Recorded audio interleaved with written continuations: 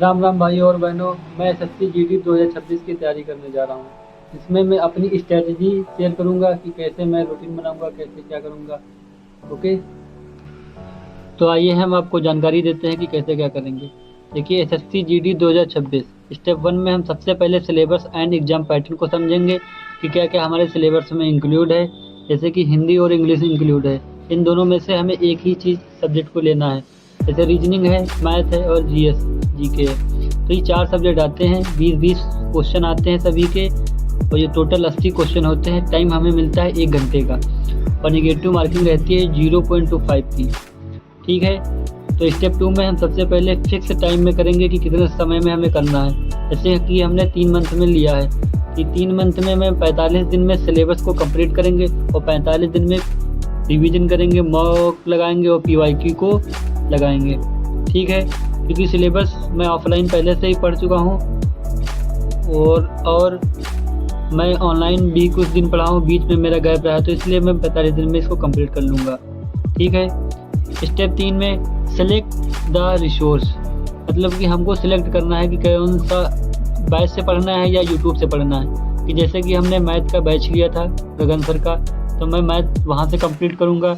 Reasoning मैं Piyush sir से complete करूँगा, मेरे पास पीयूष सर की बुक भी है, और मैं उनकी ऑनलाइन क्लास से भी करूँगा। हिंदी हम अमरनाथ सर से करेंगे, और जीएस और जीके खान सर प्लस नवीन सर से करेंगे। ठीक है, तो अगर आप भी तैयारी कर रहे हैं तो सबसे पहले आप ये 3 स्टेप ज़रूर फॉलो करेंगे। मैं जानता हूँ कि ये 3 महीने कम होते हैं, लेकिन अगर आप नए हैं, बिगिनर्स हैं, अभी 12th निकले हैं या ग्रेजुएशन कर चुके पहली बार तैयारी कर रहे हैं, तो कम से कम आप 1 साल का समय ज़रूर लीजिएगा।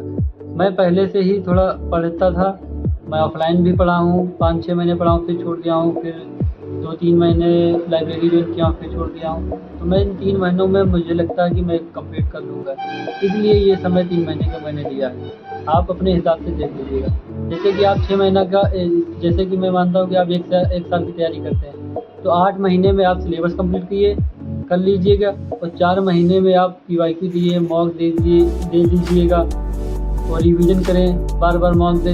उधर के 4 महीने आप केवल उसके लिए नहीं सकते, तो आपकी 1 साल में बढ़िया तैयारी हो जाएगी। स्टेप नंबर 3 जो मैंने बताया है वो बहुत ज़्यादा इम्पोर्टेंट है। हमने देखा है कि लाइब्रेरी में लोग आज इस टीचर से मैथ पढ़ते हैं, अगले दिन उस टीचर से मैथ पढ़ने लग जाते हैं, तो ये गलती बिल्कुल नहीं करना है।